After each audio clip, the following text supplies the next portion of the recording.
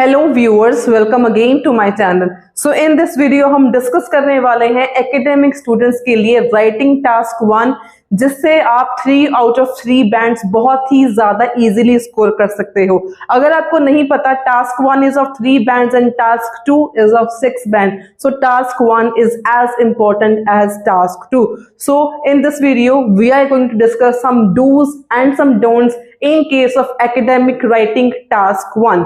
So starting with the very first step, whenever you start your question, हमेशा question में सबसे पहले शुरू करने से पहले 5 कंपोनेंट्स को हमेशा नोट कर लिया करो। और ये टिप्स आपके इतने ज्यादा काम आएंगे, अगर आप इस तरीके से प्रैक्टिस करोगे तो आप आएंगे। तो जैसे कि मैंने बोला, पहले क्वेश्चन को रीड करने के बाद आपने 5 कंपोनेंट्स नोट करने हैं।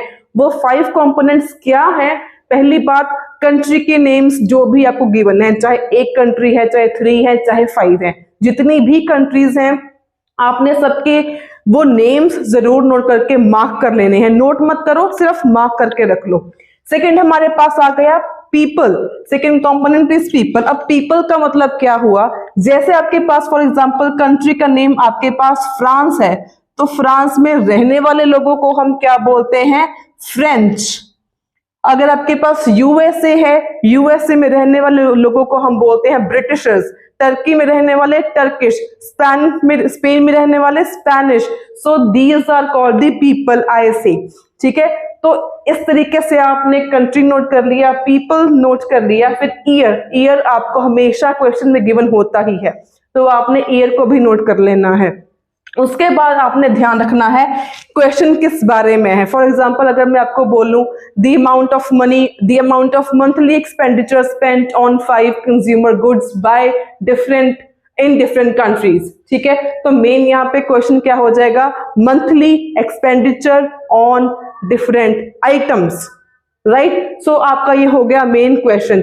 Next is the trend, highest, lowest, increasing, decreasing, erratic fluctuations. So this is the trend. So these are the 5 main components which are very important. So इनको हम साथ साथ में हर एक पॉइंट के साथ कवर करेंगे, सीखेंगे हमने कैसे कंपोनेंट्स को यूज करना है through out your task 1। After this your second main point is question को एनालाइज करना।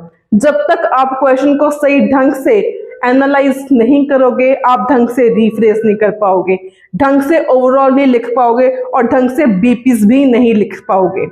और इन सब के लिए ये 5 कंपोनेंट्स काम आते हैं। जब आपने क्वेश्चन को एनालाइज करना है तभी आपके पास ये 5 कंपोनेंट्स आएंगे आपके माइंड में। अभी आपने इसका करना क्या है? आपने जब भी क्वेश्चन को रीफ्रेश करना है या ओवरऑल लिखना है या बीपीस लिखने हैं, हर एक सेंटेंस में मेक श्योर आपके ये 5 कंपोनेंट हर एक सेंटेंस में कवर होने चाहिए। आपके कंपोनेंट, आपके सेंटेंस में ट्रेंड का मेंशन होना जरूरी है, इंक्रीजिंग है या डिक्रीजिंग है, क्वेश्चन का मेंशन होना जरूरी है, consumer spend monthly expenditure on, annual expenditure on, annual है या मंथली है या वीकली है, expenditure on what? Consumer goods, luxurious items, books, clothing, life standard, living life. ठीक है, तो ये आपके कंपोनेंट्स हैं, किस ईयर में कितना स्पेंड किया। तो हर एक क्वेश्चन में, हर एक आपके सेंटेंस में ये 5 कंपोनेंट्स मेंशन होने जरूरी हैं। अगर इनमें से आपका एक भी कंपोनेंट मिस हो जाएगा तो सेंटेंस इनकम्प्लीट माना जाएगा, तो आपके बैंड्स नहीं आएंगे। So that is why I am saying पहले हमेशा इन 5 कंपोनेंट्स को मार्क करना जरूरी है। उसके बाद क्वेश्चन को एनालाइज करो एंड रिफ्रेश करने के लिए आपने क्वेश्चन को जब रिफ्रेश करना है तो मेक श्योर क्वेश्चन का सेंटेंस रिपीट मत करो। पहले क्वेश्चन को in your mother tongue translate कर लो, उसके बाद इन योर ओन लैंग्वेज उसको आपने रिफ्रेश करना है। और इंट्रोडक्शन में ही इटसेल्फ आपने क्या करना है? यूनिट्स मेंशन करने जरूरी है। अगर आपको ग्राफ में यूनिट्स गिवन है तो बिलियन डॉलर्स है तो बिलियन डॉलर्स, परसेंटेज है तो परसेंटेज, ग्राम्स है, किलोग्राम्स है, टन्स है, जो भी है वो यूनिट्स को मेंशन करना जरूरी है इन इंट्रोडक्शन की last line. Then comes the overall. तो ओवरऑल में आपने क्या करना होता है? ओवरऑल में आपने हमेशा की फीचर्स मेंशन करने होते हैं। अब की फीचर्स वो होते हैं जो भी आप लिखो एग्जामिनर को ग्राफ में ढूंढने की जरूरत ना पड़े, वो क्लियरली आइडेंटिफाई हो सके। Those are known as key features. The features those are clearly identifiable by the examiner. So ये था आपका इंट्रो एंड ओवरऑल। जितना आपका अच्छा इंट्रो जाएगा उतना अच्छा ओवरऑल जाएगा, तो आगे कोई प्रॉब्लम नहीं आएगी। और मेक श्योर कि इंट्रो और ओवरऑल को मिला के सिर्फ आप 5 मिनट ही लगाओ, इससे ज्यादा टाइम मत लगाओ, क्योंकि you have only 20 minutes for writing task 1, right. So next comes the body paragraphs. आपने क्वेश्चन को एनालाइज कर लिया, इंट्रो लिख ली, ओवरऑल लिख लिया, then comes the body paragraphs which is the most important part of writing task 1। अब इसमें होता क्या है, आपने सेंटेंसेस में वेरिएशंस लिखनी होती हैं, क्योंकि एग्जामिनर्स ने यहाँ पे देखना क्या है, आपके टास्क 1 में वेरिएशंस देखनी है आपने। वो वेरिएशंस क्यों ढूंढता है, आपके लिखने का तरीके को आइडेंटिफाई करने के लिए। आपको इंग्लिश लिखनी आती है या नहीं आती, तो वो देखने के लिए एग्जामिनर को वेरिएशंस चाहिए होते हैं आपकी सेंटेंसेस में। तो अगेन यहाँ पर आपके ये कंपोनेंट्स काम आएंगे। आपने करना क्या है वेरिएशंस लेके आने के लिए, सबसे इंपॉर्टेंट बात वेरिएशंस की है। वेरिएशंस को लाने के लिए आपने करना क्या है, जो भी आपने कंपोनेंट्स लिखे हैं आपने क्या करना है, हर एक सेंटेंस की जो स्टार्टिंग है वो डिफरेंट वे से यूज करनी है, डिफरेंट कंपोनेंट से यूज करनी है, डिफरेंट कंपोनेंट से आपने स्टार्ट करना है। तभी मैंने आपको ये कंपोनेंट्स लिखवाई। ये 5 नहीं है, 5 की बजाय 10 बन जाएंगे अगर आप पीपल को भी इंक्लूड कर लोगे। फ्रांस तो फ्रेंच, स्पेन स्पेनिश, टर्की तो टर्किश, ठीक है। तो ऐसे आपने क्या करना है, starting of every sentence in body paragraphs should be different. तो अगर आप हर एक सेंटेंस की स्टार्टिंग डिफरेंट तरीके से करोगे तो ऑब्वियसली आपका हर एक सेंटेंस डिफरेंट बनेगा और आपके टास्क 1 में वेरिएशंस शो होंगी, जो कि एग्जामिनर ढूंढता है आपके राइटिंग टास्क 1 में। सो ये चीज को बहुत ध्यान से रखना। Starting of each and every sentence should be different. Different कैसे हो, by using different types of components. और मैं डिस्क्रिप्शन बॉक्स में एक लिंक सेंड कर दूंगी, मैंने एग्जांपल डाली हुई है इसकी कैसे करना है, सैंपल मैंने पूरा एक्सप्लेन करा हुआ है कैसे करना है, तो वो जाके जरूर देख लेना। तो नेक्स्ट कम दी फ्रेजेस। स्टिल आपको अगर कोई भी क्वेरीज हैं, आपके माइंड में कोई भी क्वेश्चंस हैं, free feel to ask me in the comment sections below, ठीक है। Next come the phrases. मैंने कई बच्चों को देखा है वो फ्रेजेस यूज करते हैं, overall, it is evident that, it is crystal clear that, या कुछ भी, ठीक है। फिर आप लिखते हो यहाँ पे मोर ओवर लिख देते हो, जब आपने बीपीज लिखने होते हैं मोर ओवर लिखते हो, फर्दर मोर लिख देते हो जब आपने बीपीज लिखने हैं। तो प्लीज अगर आपको 3 आउट ऑफ 3 बैंड चाहिए तो टास्क 1 में ध्यान रखना, आपने कोई भी फ्रेज कहीं पर भी आपने कोई भी फ्रेज यूज नहीं करना, ना ही ओवरऑल में, ना ही बीपी 1 में और ना ही बीपी 2 में। आपने कहीं पर भी कोई भी फ्रेज यूज नहीं करना। इसका कारण क्या है, phrases are not meant for writing task 1, these are for writing task 2 only. More over जो टास्क 1 है it is of 150 word limit only. तो 150 वर्ड्स में आप फ्रेजेस कवर करोगे या कंपैरिजंस को कवर करोगे, ठीक है। अगेन आपके पास सिर्फ 20 मिनट्स ही होते हैं, 20 मिनट्स में आपने फ्रेजेस सोचने हैं, ये कंपैरिजंस कैसे करना है, वेरिएशंस कैसे लानी है, आपने वो सोचना है। तो डिसाइड आपने करना है आपको 3 आउट ऑफ 3 बैंड चाहिए कि नहीं चाहिए। अगर आपको 3 आउट ऑफ 3 बैंड चाहिए तो इन टिप्स को जरूर फॉलो करना। सॉरी। नेक्स्ट हमारा आ गया ग्रामर। तो ग्रामर में बच्चे नॉर्मली कौन से सेंटेंसेस यूज करते हैं, it was decreased, it was increase. तो ये बिल्कुल ही गलत है।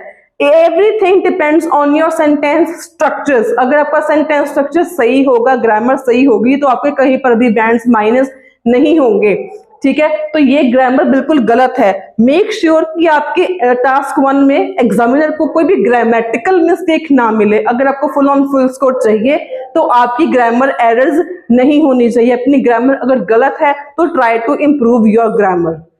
सो नेक्स्ट कम दी कंपैरिजंस। आपके क्वेश्चन टास्क 1 में हमेशा लिखा होता है make comparisons wherever relevant, ठीक है। तो जहां पर लिखा होता है आपने कंपैरिजंस ऑब्वियसली करने होते हैं, और कंपैरिजंस के लिए आप अलग अलग कनेक्टर्स यूज कर सकते हो। जैसे आप यूज कर सकते हो as opposed to, as compared to, ठीक है, while, whereas, rather than, ठीक है, ऐसे अपोजिंग कॉन्ट्राडिक्टिंग लिंकर्स की हेल्प से you can make comparisons in your writing task 1 and you should definitely make comparisons where as relevant. जहां पर भी कंपैरिजंस होते हैं वहां पर कंपैरिजंस जरूर करके आओ, अगर आप कर सकते हो तरीके से। तो अगर आपका टारगेट सिर्फ 6 बैंड है तो आप जैसे करते हो वैसे ही कर लो, उसमें कोई प्रॉब्लम नहीं है। लेकिन अगर आपका टारगेट 7 एंड अबव है तो उसके लिए आपको कंपैरिजंस करने जरूरी है with correct sentence formations and with correct grammar. And इसके साथ साथ में हमारे पास आ जाती है पंक्चुएशन मार्क्स ऑल्सो। तो जब आपने कहीं पर भी पंक्चुएशन मार्क्स यूज कर रहे हो तो make sure to use it in a right, in a correct context. For example, जब आपने ईयर से स्टार्ट किया इन 1990 कॉमा, ठीक है, कस्टमर्स या consumers spend dash dash dash, तो इसके बाद कॉमा के साथ स्मॉल लेटर आते हैं, कैपिटल लेटर्स नहीं आते। जो नाउन्स हैं, कंट्री के नेम्स हैं, वो शुरू करो फ्रॉम कैपिटल लेटर्स जहां पर भी आ रहे हैं, ठीक है। सो पंक्चुएशन में हमारे पास मेन 2 बातें होती हैं। टास्क 1 है में capitalisation of letters, commas and full stops. जो जहां भी यूज कर रहे हो सही तरीके से, सही ढंग से यूज करना बहुत जरूरी है। तो नेक्स्ट कम्स दी एक्सप्रेसिंग वैल्यूज। इसके बाद 2 इंपॉर्टेंट टिप्स हैं, तो वीडियो को रोकना मत, मिस मत करना, स्किप मत करना, एंड तक जरूर देखना। तो वैल्यूज को जब हमने एक्सप्रेस करना होता है इन एनी कंपैरेटिव और एनी ट्रेंडिंग ग्राफ, तो आपने कैसे करना होता है एक्सप्रेस। जैसे अगर आपकी सपोज कोई फिगर एग्जैक्ट हमें नहीं गिवन होती है लाइन चार्ट में, बार चार्ट में या पाई चार्ट में, कहीं पर भी, तो आपने क्या करना होता है, आपने अप्रोक्सीमेटली 20% करके लिखो, अराउंड 20% करके लिखो, जस्ट अबव लिख सकते हो, जस्ट बिलो लिख सकते हो, ठीक है। अगर आपके पास एग्जैक्ट फिगर नहीं है तो कुछ भी नियरली, अराउंड, अबाउट ऐसे वर्ड्स लगाकर फिर अपनी आप वैल्यू को लिखो। तो ये बहुत जरूरी बात है, अगर आप इनको नहीं लिखोगे तो आपका वहीं पर जो फिगर है वो गलत मानी जाएगी, वो सही नहीं मानी जाएगी। और अगर इन केस आपकी बिल्कुल फिगर सेम टू सेम है तो आपने क्या यूज कर देना है वहां पर, एग्जैक्टली 20%। अगर बिल्कुल सेम टू सेम है तो यहाँ पे एग्जैक्टली 20%, ठीक है। So these were the 8 tips which will help you to score 3 on 3 in your IELTS writing task 1 for academic students. Now time for pro tips. Pro tip number 1, make sure आपका जो question है इसमें आपकी grammar की mistakes बिल्कुल भी examiner को कहीं पर भी ना मिले।